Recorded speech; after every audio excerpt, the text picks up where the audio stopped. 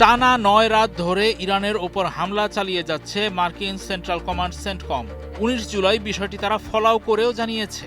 ওই আগ্রাসনে ইরানের সামরিক উপকূলীয় নজরদারি এবং আকাশ প্রতিরক্ষা ব্যবস্থাকে লক্ষ্যবস্তু করা হচ্ছে।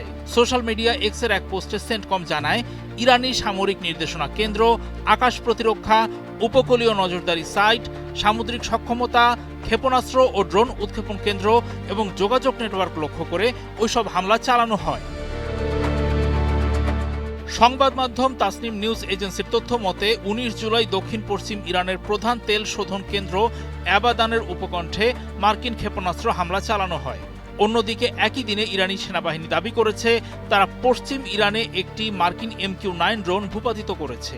খুজেস্তান প্রদেশে অবস্থিত এবং ইরাক সীমান্তের কাছাকাছি অ্যাবাদানে ইরানের সবচেয়ে পুরনো তেল শোধনাগারের অবস্থান। চলতি সপ্তাহে এর আগেও সেখানে মার্কিন হামলা হয়েছিল, যা দুই দেশের সামরিক উত্তেজনা বাড়িয়ে দিয়েছে।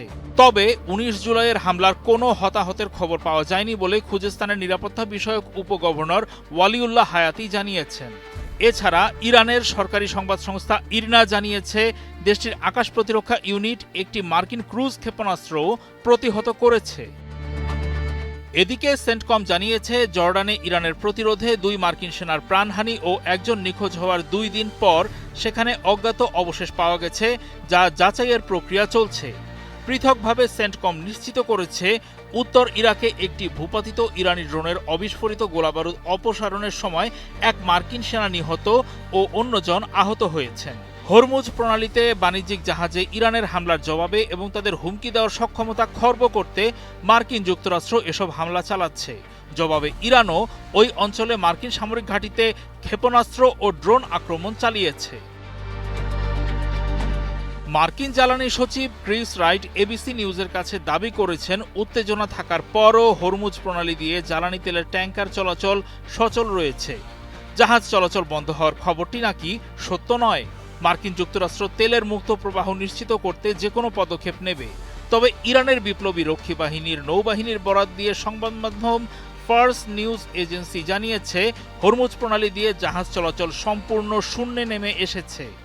যুক্তরাষ্ট্রের উস্কানিমূলক কর্মকাণ্ড বন্ধ না হওয়া পর্যন্ত প্রণালীটি বন্ধ থাকবে। অনুমতি ছাড়া যে কোনো জাহাজ চলাচলের চেষ্টা করা হলে ইরানি আক্রমণের মুখোমুখি হতে হবে বলে বলেছে তারা। তাসনিম নিউজের অন্য এক প্রতিবেদনে বলা হয়, মার্কিন সহায়তায় 4টি জাহাজ নেভিগেশন সিস্টেম বন্ধ করে অনিরাপদ রুট দিয়ে হরমুজ প্রণালী পার হওয়ার চেষ্টা করলে বিপ্লবী রক্ষী বাহিনী সতর্কবার্তা দেয়। 2টি জাহাজ দুর্ঘটনার শিকার হয়ে থেমে যায় এবং বাকি 2টি ফিরে যায়। রক্ষী বাহিনী জোর দিয়ে বলেছে হরমুজ প্রণালীর ওপর তাদের পূর্ণ নিয়ন্ত্রণ রয়েছে। বিশ্বব্যাপী মোট পেট্রোলিয়াম সরবরাহের প্রায় 20% ওই প্রণালী দিয়ে পরিবহন করা হয়।